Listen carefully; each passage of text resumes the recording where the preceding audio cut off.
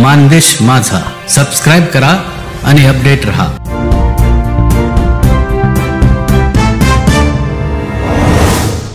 मराठा समाजाच्या बाबतीत विरोधक दिशाभूल करतायत। अण्णासाहेब पाटील आर्थिक विकास महामंडळाचे अध्यक्ष नरेंद्र पाटील यांचं वक्तव्य। अण्णासाहेब पाटील आर्थिक विकास महामंडळाचे अध्यक्ष नरेंद्र पाटील यांनी आज दहिवडी येथील दहिवडी कोऑपरेटिव्ह क्रेडिट सोसायटीच्या मुख्य कार्यालयाला भेट दिली। यावेळी त्यांचं स्वागत या संस्थेचे चेअरमन अतुल जाधव यांनी केलं।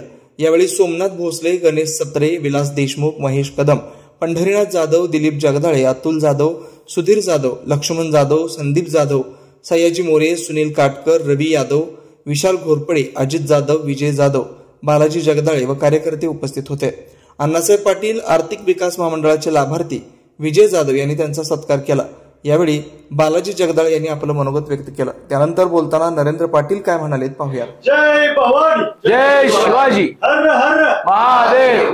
तर मी जास्त काय बोलत नाही, जास्त बोलता येत नाही, पण जे काय नेरेटिव्ह पसरवले जाते तालुक्यात आणि जे काय काम झाले याच्यावर पडदा टाकला जातो आणि जे करणारे होते पूर्वीनं आम्ही तुमच्या बरोबर पहिल्या एका मीटिंगला पण कार्यरत राहिलो, काम केलं आणि अजून 3 लोक जोडलेले आहेत, पण तेच आता वेगळा नेरेटिव्ह तालुक्यात पसरवतात। कसा पसरवतात ते थोडंच तुम्हाला सांगतो। काय झालं, आपला जो तालुका आहे मान तालुका हा कधी म्हणजे आमदार साहेबांनी कधी जातीना कधी पातीचं राजकारण आज तालुक्यात केलेलं नाही। तर मराठा समाजासाठी सगळ्यात पहिली चळवळ 1980 साली अण्णासाहेब पाटलांनी चालू केली, सगळ्यात पहिली चळवळ। आणि 2002 साली 2 जून 2002 साली अण्णासाहेब पाटलांनी बलिदान दिलंय समाजासाठी। तर ही खरी हुरहुरूची व्यक्त आहे आणि अण्णासाहेब पाटील आर्थिक महामंडळाच्या योजनेमुळे आज तालुक्यात साधारणतः 700 फाईल आहेत, त्याच्यापेक्षा जास्त असतील पण आतापर्यंत 700 फाईल आहेत। जर 700 तरुण एका चांगल्या स्टेजवर आले, त्यांना उद्योग भेटलाय। साधारण शेतकरी कुटुंबातले गोंदवल्यासारख्या गावात 3 JCB आले, कुळकोटी सारख्या गावातला एक तरुण आहे त्यानं पोकलॅन घेतलं। ह्या गोष्टी सगळ्या का आल्या तर अण्णासाहेब पाटील महामंडळामुळे आल्या, पण याचाच अभ्यास त्यांना चुकीच्या पद्धतीने दिला जातोय। ही योजना का आली, का स्थावर झाली याबद्दल तुम्ही सगळं सांगणारच आहात, पण ती होत असताना त्याचा नेरेटिव्ह मेसेज का दिला जातो, याचं चुणूक वेगळ्या पद्धतीने का केली जाते आणि समाजात जातीपातीचं राजकारण का केलं जातं। तर हे न करता आपण सगळे जरांगे पाटील साहेबांना मानणारे आहोत का तर आहोत, तो विषय वेगळा राहतोय, पण तो मुद्दा पुढे आणूनच इथं जातीचं राजकारण केलं जातं। तर ते न करता समाजासाठी खऱ्या खुऱ्या अर्थानं आर्थिक सक्षम कोण बनवते यावर विचार करून त्याची दृढता पुढे घेऊन उद्योजक कसा बनला पाहिजे, कसा घडला पाहिजे यावर कोणीही बोलत नाही। या महाराष्ट्रामध्ये इतके मराठा समाजाचे मुख्यमंत्री झाले, पण त्यांनी मराठा समाजाच्या तरुणींकरिता, शेतकऱ्यांकरिता किंवा गरजू असणाऱ्या मराठा समाजाला आरक्षणाच्या माध्यमातून त्यांना न्याय मिळावा याचा कधीच प्रयत्न केला नाही। पण तो प्रयत्न पण केला आणि यशस्वी पण ठरले ते आदरणीय देवेंद्र फडणवीस आहेत। आणि म्हणून सातत्याने आरक्षण मराठा समाजाला दिलंय। आता आपले जेवढे मराठा मुख्यमंत्र्यांच्या मनात जाणार ना, अरे आम्ही मराठा समाजाचं नेतृत्व केलं, आम्ही महाराष्ट्रामध्ये मराठ्यांचे मुख्यमंत्री म्हणून ओळखले जातो, पण आम्ही आमच्या भावकीसाठी, आमच्या ग्रामीण भागातल्या मराठा समाजासाठी काय करू शकलो नाही। परंतु जो मराठा नाहीये, जो हिंदुत्ववादी विचाराचा आहे, जो भारतीय जनता पक्षाचा हाडाचा कार्यकर्ता आहे, तो ब्राह्मण समाजाचा आहे, त्यांनी करून दाखवलं। हे मराठा मुख्यमंत्री जे होऊन गेले, त्यामध्ये शरद पवार असतील, त्यामध्ये अशोकराव चव्हाण असतील, स्वर्गीय विलासराव देशमुख असतील, अशा सगळ्यांच्या मनामध्ये, पृथ्वीराज चव्हाण असतील, अशा मनामध्ये त्यांना खतखत होते। आणि मग स्वतःची खतखत कशी काढायची, तर चुकीच्या पद्धतीनं नेरेटिव्ह त्या ठिकाणी सेट करायचं। म्हणजे आपल्याला बोलता येत नाही, आपण काय बोलू शकत नाही, कारण आपण शंड होतो, आपल्याला पोरच काढता आली नाही, मराठ्यांना न्याय देता आला नाही, आणि जिने दिलं तो मराठा नाही, पण त्यांनी जे दिलं ते टिकवलं आणि खमक्यानं टिकवलं। हे नाकारता असणार नेते मंडळी, जे काँग्रेसचे, जे मराठा मुख्यमंत्री म्हणून टीका करतात आणि त्या ठिकाणी एक वेगळं नरेटिव्ह सेट करतात। आता यांनी काय तयार केला, मला कल्पना आहे की मागच्या निवडणुकीमध्ये संविधानाच्या बद्दल एक खोटी माहिती दिली। परमपूज्य डॉक्टर बाबासाहेब आंबेडकरांनी तयार केलेलं संविधान, ज्या संविधानाने इतक्या चांगल्या पद्धतीने भारतामध्ये खूप चांगल्या पद्धतीनं वरती उचलून आणलं ते आदरणीय पंतप्रधान मोदी साहेब. आणि मोदी साहेबांच्या चांगल्या विचाराने संविधानाचं कौतुक, संविधानाने देश चालला पाहिजे, संविधानाच्याच आखत्याने महाराष्ट्र चालला पाहिजे, हे वक्तव्य करणारे आपले नेते मंडळी विरोधकांनी अशा प्रकारचं एक वातावरण तयार केलं की बाबासाहेब आंबेडकरांनी केलेलं संविधान आज भाजप सरकार सत्तेवर आल्यानंतर बदलणार आहे. हे खोटं होतं, पण ते यशस्वी ठरलं. मराठा आरक्षणाच्या दृष्टिकोनातून पण सध्या अशाच प्रकारचं एक वारं आहे. जयकुमारजी गोरे आपले 3 टर्मचे आमदार, यांनी सभागृहामध्ये आपल्या स्थानिक पातळीचे विषय मांडले. मगाशी आपले अध्यक्ष साहेबांनी बोलून दाखवलं, भोसले साहेबांनी, की 2000 कोटीचा निधी आला. मगाशी आम्ही 2 गावांमध्ये गेलो. त्या 2 गावांमध्ये जात असताना स्थानिक नागरिकांचं म्हणणं, सुजलाम सुफलाम झालंय आमचं जिल्हा. आदरणीय देवेंद्र फडणवीस साहेब या राज्यामध्ये मुख्यमंत्री झाल्यापासून जातीनं मान खटावमध्ये 2019च्या नंतर इतक्या चांगल्या पद्धतीचा निधी देण्यात आला, जो निधी काँग्रेस पक्षाचा मुख्यमंत्री असताना देखील पण देण्यात आला नव्हता. म्हणजे बेरजेचे राजकारण. 2014ला काँग्रेस पक्षातनं आले, परंतु काँग्रेस पक्षातनं आमदार आल्यानंतर 2019ला जाणीव झाली की आता आम्हाला या ठिकाणी भाजपचे मुख्यमंत्री देवेंद्र फडणवीस साहेबांची साथ धरून या तालुक्यामधील असणाऱ्या आपल्या लोकांना प्रचंड पैसा आणला पाहिजे, की ज्या पैशाच्या माध्यमातून स्थानिक विकास करत असताना पाण्याच्या प्रश्नाला आपल्याला न्याय देता आला पाहिजे. या सगळ्या विचाराशी प्रेरित होऊन आदरणीय जयकुमारजी गोरे साहेब निवडणूक लढवते. अण्णासाहेब पाटील आर्थिक विकास महामंडळाच्या विषयावरती आमचे मित्र जगदाळे साहेब त्यांनी आपले विचार मांडले. पहिल्या गावाच्या बैठकीमध्ये एक मराठा तरुण उठला, साहेब 15 लाखाचं कर्ज मिळालं मला, मी दुग्ध व्यवसाय सुरू केला, आज माझी आर्थिक व्यवस्था त्या ठिकाणी सुधारली. आज आमचे जगदाळे बोलले त्यांच्या भाषणामध्ये, जेसीपी सामान्य माणसाला घ्यायला जमतच नाही, पण आज आमचा मराठा समाजाचा शेतकरी फॉकलँड सारखी वस्तू घेऊ शकतो, वाहन घेऊ शकतो, जेसीपी घेतो. आणि त्यांनी ज्या बँकेकडनं कर्ज घेतलंय त्या कर्जाचं व्याज आपण अण्णासाहेब पाटील आर्थिक विकास महामंडळाच्या माध्यमातून त्या ठिकाणी त्याला परतफेड करतो. थोडक्यामध्ये सांगण्यात असं करू शकता की बिनव्याजी कर्ज. आज बिनव्याजी कर्ज कुठल्या योजनेमध्ये मिळतंय मला ते सांगा. आज आपण महाराष्ट्रामध्ये महिलांमध्ये क्रांती झाली.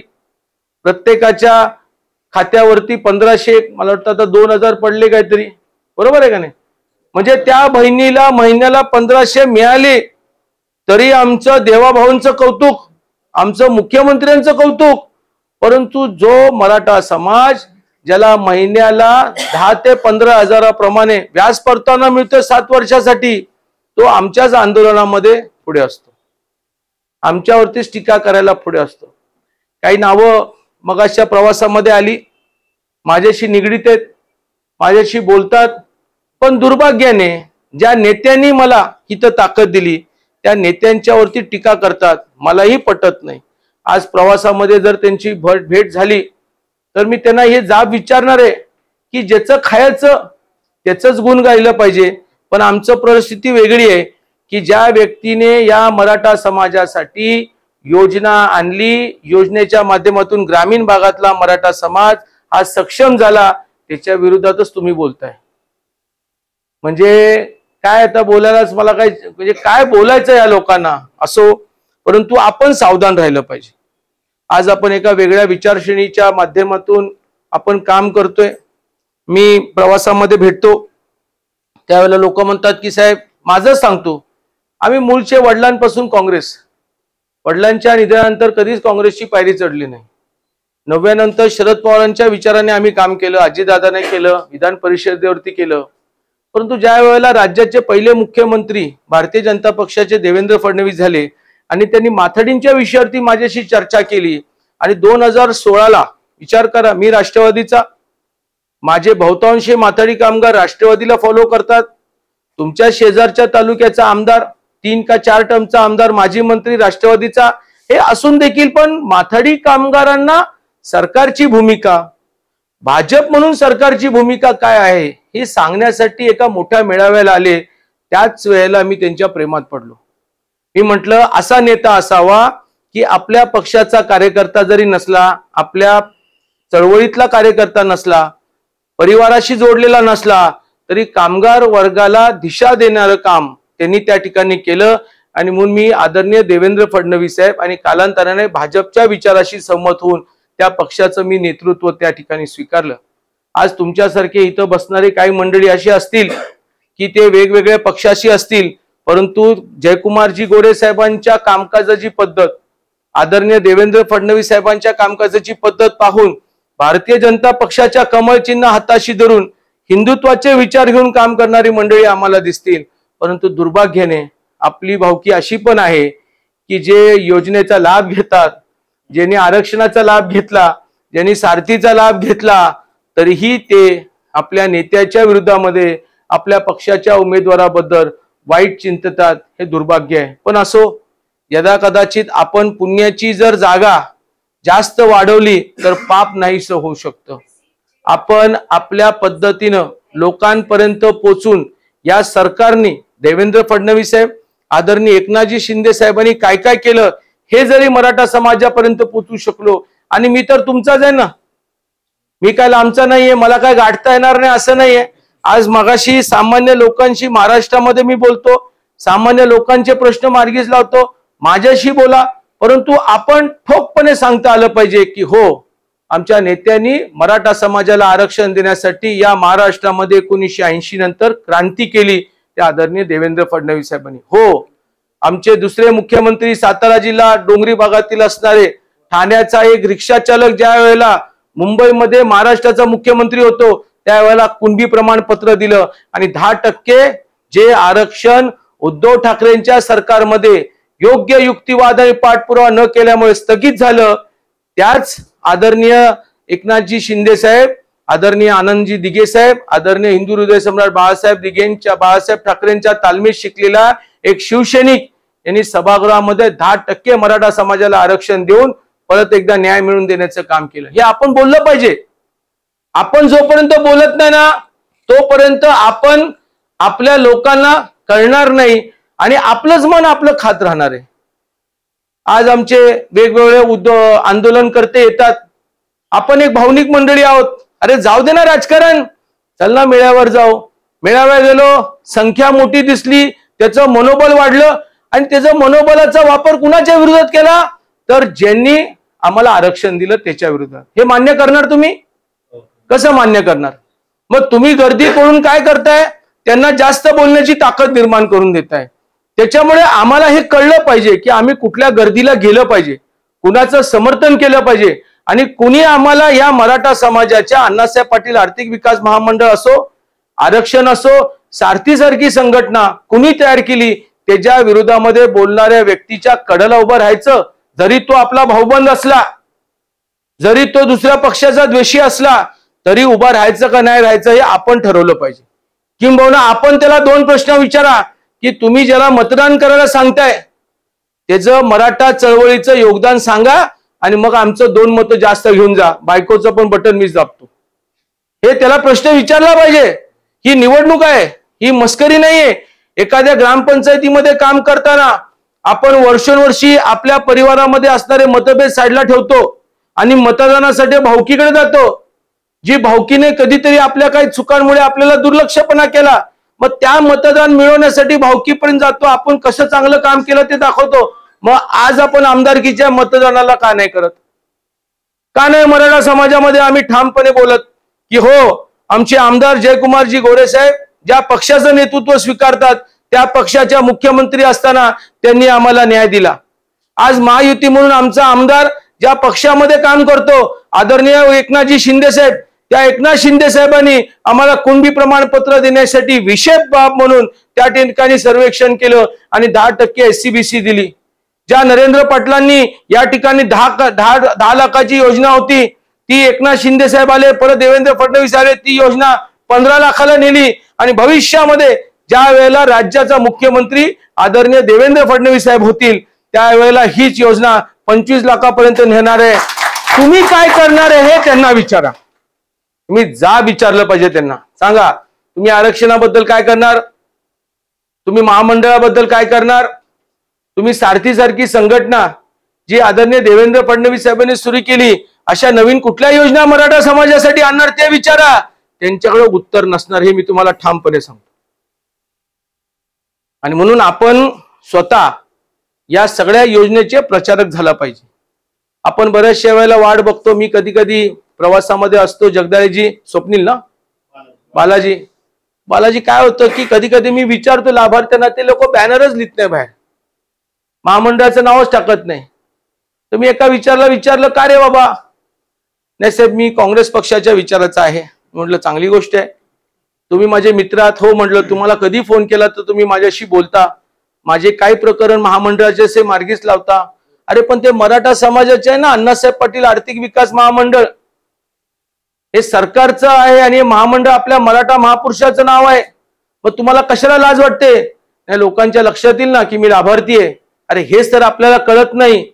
पक्ष मतदानापुरतं ठेवा, पण लाभार्थी झालेला जर कळाला तर ही आपल्यामध्ये जनजागृती होईल.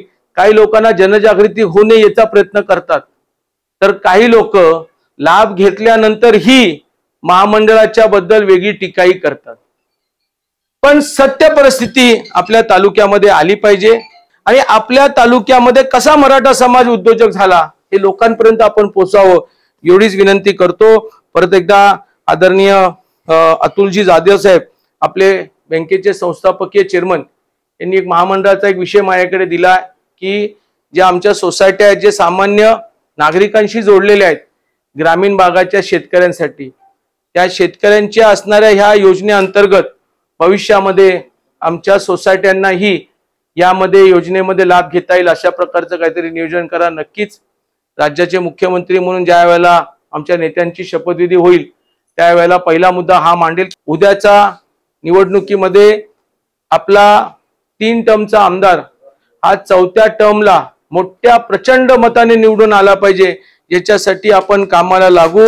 आदरणीय जयकुमार गोरेंना मी शुभेच्छा देतो आणि रजा घेतो. जय भवानी, जय शिवराय. आपल्या भागातील नवनवीन बातम्या पाहण्यासाठी माणदेश माझा या YouTube चॅनलला सबस्क्राईब करा, लाईक करा, शेअर करा. धन्यवाद.